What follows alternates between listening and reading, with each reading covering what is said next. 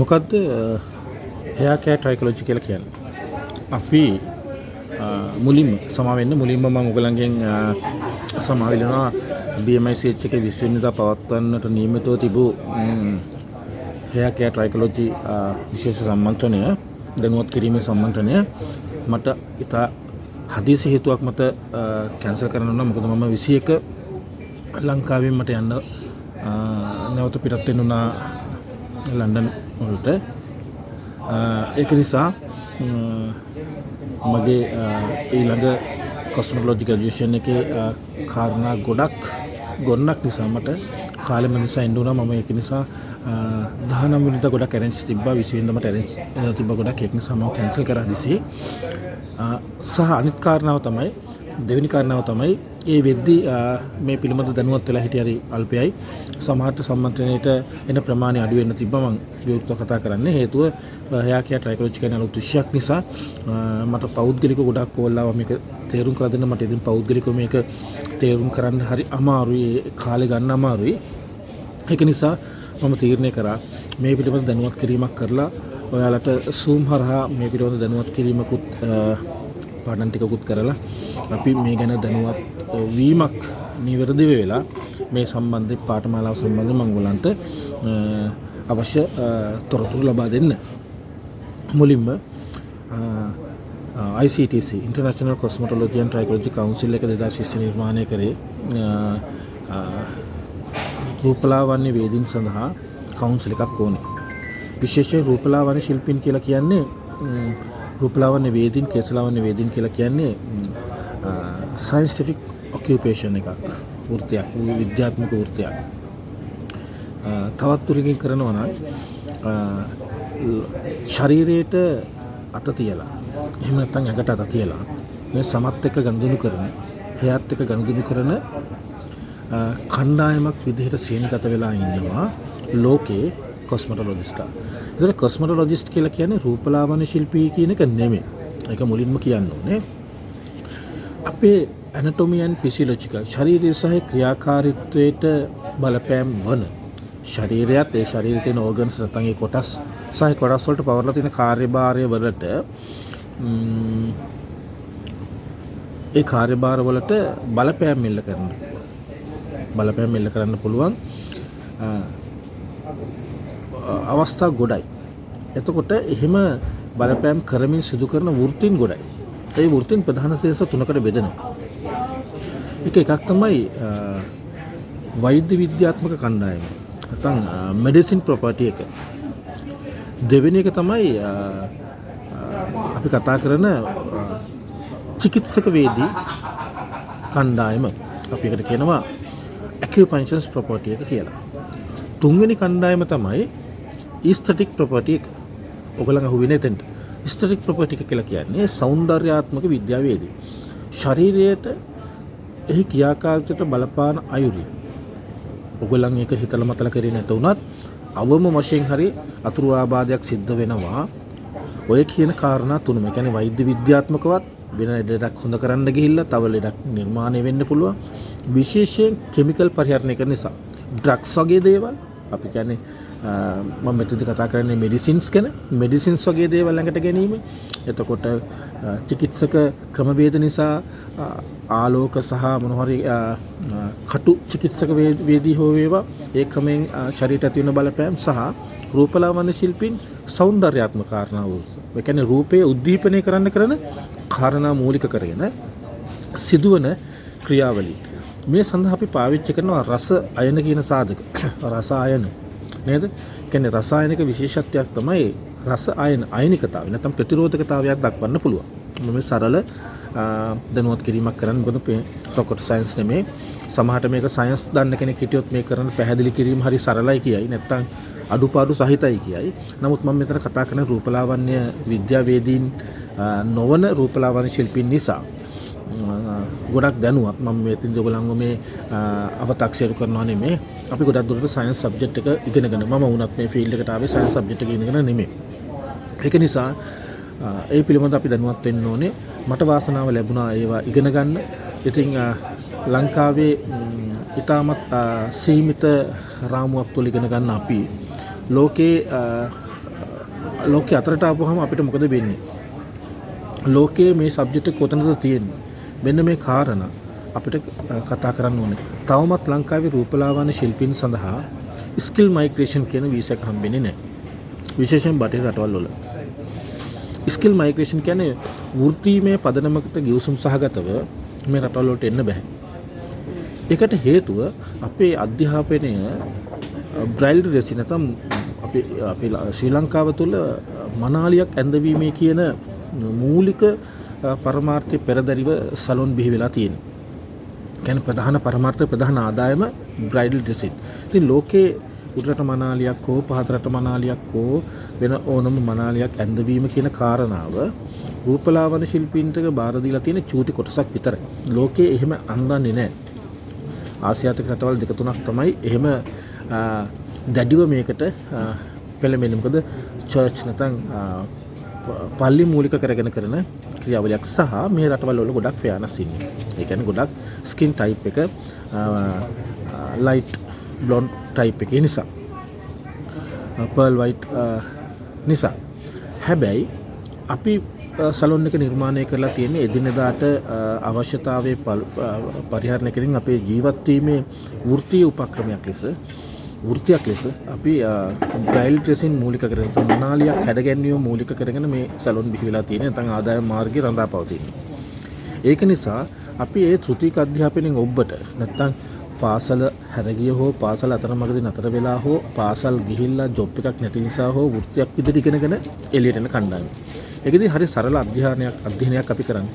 ඒ සඳහා ත්‍ෘතික වෘත්ති අධ්‍යාපන කොමිෂන් සභාවේ අවම සහතිකයේ level 3 එකේ සිට level 4 දක්වා උගන්වන්න දෙනවා. level 4 එක කියලා කියන්නේ රූපලාවන්‍ය ශිල්පිනියක් වීමේ ලයිසන් එකක්. ඒක ඩිප්ලෝමා උසස් ඩිප්ලෝමා කියලා මුකුත් කරලා නැහැ. මේක තියෙන්නේ බියුටිෂියන් නැත්නම් හෙයාර් ඩ්‍රෙසින් කියලා. හෙයාර් ඩ්‍රෙසර් කියලා. ඒ කියන්නේ අර ඩ්‍රයිවිං ලයිසන් එකක් වගේ. ඩ්‍රයිව් එක කරන දෙන්නේ. ඒක නිසා. ඒතර මේක අධ්‍යාපනයේ තියෙන කොස්මටොලොජි. හැබැයි ත්‍ෘතික වෘත්ති අධ්‍යාපන කොමිෂන් සභාවේ කොස්මටොලොජි level මට්ටමින් යනවා level 7 දක්වා. නමුත් මම හිතන්නේ තවම level 7 ඕකේ වෙලා නැහැ. level 6 දක්වා යනවා.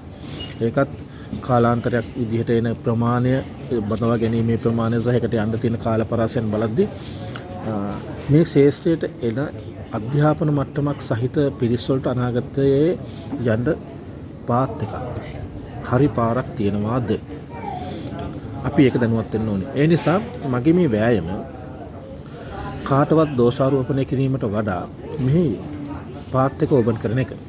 දැනට 2021 22 23 24 බැච් 4ක් ආසිත මට්ටමින් එළියට දාලා තියෙනවා. නමුත් ඒ ආසිත මට්ටමටත් එහා ගියපු තැනකට අපිට යන්න වෙනවා. නමුත් මගේ තිබ්බ සීමාවන් මට තිබ්බ නීතිමය සීමාවන් තුල මම පුළුවන් තරම් කොස්මටොලොජි and ට්‍රයිකොලොජි කියන එක ලංකාවේ ප්‍රොමෝට් කරා. නමුත් දැන් මම මේ වෙද්දි විශ්වවිද්‍යාල 8ක ලෝකේ කොස්මටොලොජි සම්බන්ධයෙන් PhD දක්වා ඉගෙන ගන්න පුළුවන් විදිහේ ගිවිසුම් වලට එළඹෙමින් තියෙන කීපයක් දැන්ට නීත්‍යානුකූලව සම්බන්ධ වෙලා ඉන්නවා. ඉතින් කොස්මටොලොජි කියන එක ඔයගොල්ලන් දන්නවා බොහෝ දුරට කොස්මටොලොජි රූපලාවන්‍ය විද්‍යාවේදීන් කියන එක. ඒ රූපලාවන්‍ය විද්‍යාවේදීන් කියන අහුවෙන්නේ රූපලාවන්‍ය විද්‍යාවේදීන් අහුවෙන්නේ එස්තටික් ප්‍රොපර්ටි එකට.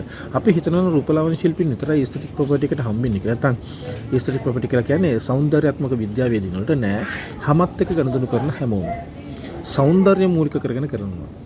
සෞන්දර්ය කියලා කියන්නේ අපි මේක ගත්තොත්ම ටැටූ ශිල්පීන්, මේකප් ආටිස්ට්ලා, එතකොට අපි කතා කරොත් එහෙම ඇකියුපංචර් සමවෙන්න මයික්‍රොබෙඩින් මේ වගේ හැම සමට අත තියලා සෞන්දර්යය නැත්තම් පවතින තත්ත්වයට වඩා රූපී උද්දීපනය කරන ක්‍රියාවලියට ඉන්න හැමෝම ඉස්තටික් ශිල්පීන් හැටියට කියන මේක ලොකු දෙයක් නෙමෙයි. ඉස්තටික් ශිල්පීන් කියලා කියන්නේ සෞන්දර්යාත්මක විද්‍යාවේදී. ඉතින් සෞන්දර්යාත්මක විද්‍යාවේදීන් අනිවාර්යයෙන්ම ඇනටොමි and ෆිසියොලොජිකල් ඉගෙන ගත යුතුයි. සහ ඒ සම්බන්ධ වෙන ෆන්ඩමෙන්ටල් ටික. මූලිකාංග ටික අපිට ඉගෙන ගන්න ඕනේ. මොකද අපි මිනිසාගේ ජීවත් වීමේ අයිතිය මූලික කරගෙන තමයි මේ සියල්ල කරන්නේ. ඉතින් ආරක්ෂාව මූලික කරගෙන තමයි තියෙන්නේ. ඔයගොල්ලෝ දන්නවා සම සහ ඇස්මස් කෙස් කියන තුනම ඇවිල්ලා තියෙන්නේ. ප්‍රධාන කාරණා තුනක් නිසා. ඒ තමයි මිනිසාගේ ජීවත් වීමට පදනම් වන ආරක්ෂාව. එක ආරක්ෂාව මූලික කරගෙන ඒ ආරක්ෂාව වෙනුවෙන් තාපය පරිපාලනය කරන්න. ආරක්ෂාව කියලා කියන්නේ තාපය පරිපාලනය කරගන්න. තාපය පරිපාලනය කර ගැනීමට නැත්නම් තාප ගතිකකරණය කරගන්න, කළමනාකරණය කරගන්න සංවේදී සාධක විදිහට, සංවේදී ඉන්ද්‍රියන් විදිහට.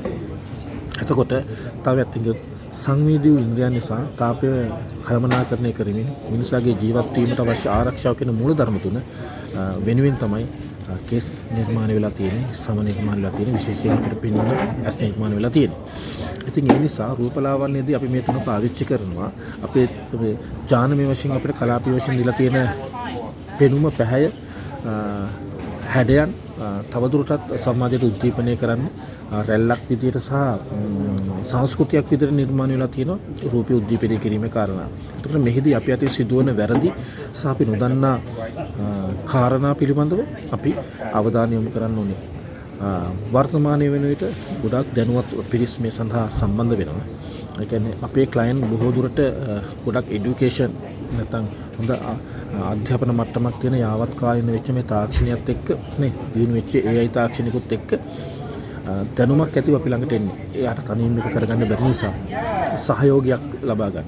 එතකොට රූපලාවන්‍ය ශිල්පීන් විශේෂයෙන් නර්සස්ලා ડોක්ටර්ස්ලා පවා රූපලාවන්‍ය ශිල්පීන් මෙතෙක් ඉස්සරහට රූපලාවන්‍යාගාරය මූලික කරගෙන රූපලාවන්‍ය ශිල්පිනියෙක් විදිහටම ජීවත් වෙනවද? කේසලාවන්‍ය ශිල්පියෙක් විදිහට ජීවත් වෙනවද? නැත්නම් ඔහු රූපලාවන්‍ය විද්‍යාවේදී නැත්නම් කොස්මොටොලොජිස්ට් කෙනෙක් වෙනවද? කේසලාවන්‍ය විද්‍යාවේදී එහෙම ට්‍රයිකොලොජිස්ට් කෙනෙක් වෙනවද කියන එක ඕගලන්ගේ අතට බාරයි. අපිට මොනවා හරි හේතුවක් නිසා ඔබට මට මොනවා හරි හේතුවක් නිසා O level A level මගහැරිලා අපිට උපාධියක් කරා යන්න අවස්ථාව ලැබුණේ නැහැ. ඒකට හේතු තියෙනවා. සමහර ඉගෙන ගැනීමට තිබ්බ කැමැත්ත, අපි පාසල් වලින් කට්ටි පැනීම සහ ආර්ථික අපහසුකම් සහ ඒකට අවශ්‍ය පරිසරය පවුල තුළ නොතිබීම මේ වගේ කුමන හේතුවක් නිසා අපිට අතරමඟ අපේ අධ්‍යාපනය නතර කරන්න තිබ්බ මේ විධිමත් අධ්‍යාපන ක්‍රමය ශ්‍රී ලංකාවේ තියෙනවා. හැබැයි ශ්‍රී ලංකාවේ සමහර ආයතන හරි කුහක ක්‍රියාවලියක් සිදු කරනවා. එතනින් එහාට ඔහු දියුණු නැද්ද? එතනින් එහාට ඔහු යන්න ක්‍රමවේද නැද්ද? ඒව විවෘත වෙන්නේ නැද්ද? හැමතිස්සෙම කතා කරන්නේ යා ඉගෙන ගත්තේ නැහැ, මම ඉගෙන ගත්තා, යා ඉගෙන ගත්තේ නැහැ, මම ඉගෙන ගත්තා කියලා මේ කණ්ඩායම් දෙකට බෙදලා නැහැ. හැමෝගෙම වෘත්ති අපිට වැදගත්. හැමෝටම අධ්‍යාපන මට්ටමක් අපිට වැදගත්. ඒ නිසා තමයි සමහර ගුරුවරු ඉන්නවා රූපලාවන්‍ය ශාස්ත්‍රයේ, කේසලාවන්‍ය ශාස්ත්‍රයේ නෙමෙයි ගුරුවරු ඉන්නවා. යා තමයි ගුරුවරයා. අනිත් කටයුතු ගුරුවරයෙක් වෙන්න බෑ.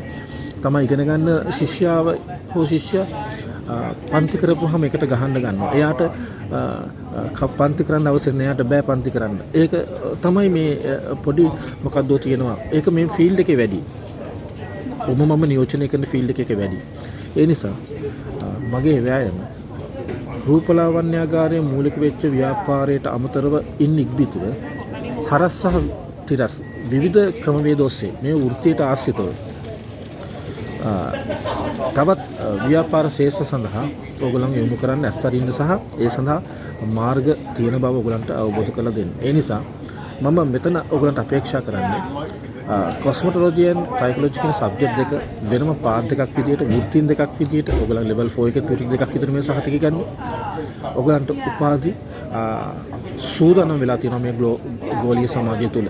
ගෝලීය විශ්වවිද්‍යාල නැත්නම් ලෝකේ අධ්‍යාපන පුළුල් අධ්‍යාපන ගෝලීය ක්ෂේත්‍රය තුළ. ඒ නිසා අපේ එකතන ඉන්න මානසිකත්වයෙන් මිදලා අපිට ලබාගත නොහැකි වූ උපාධි දැන් අපි ළඟට ගෙන්වා ගැනීමට අපිට පූර්ණ හැකියාවක් අවස්ථාවක් මේ ගෝලීය සමාජය තුළ විවෘත වෙලා තියෙනවා. මම ඒ ගැන දැනුවත් කරන්න තමයි hear care trichology මොකද්ද මේ hear care trichology වලින් වෙන්නේ? මොකද්ද මේ විශේෂපතේ? මේක කාටද තියෙන පේෂන්ස්ට කාවිනියෙන්ද මේක තීරණය වෙලා තියෙන කියන කාරණාව මම ඔබට දැනුවත් කිරීමක් කරන්න තමයි මේ මූලික ආරම්භය ගත්තේ.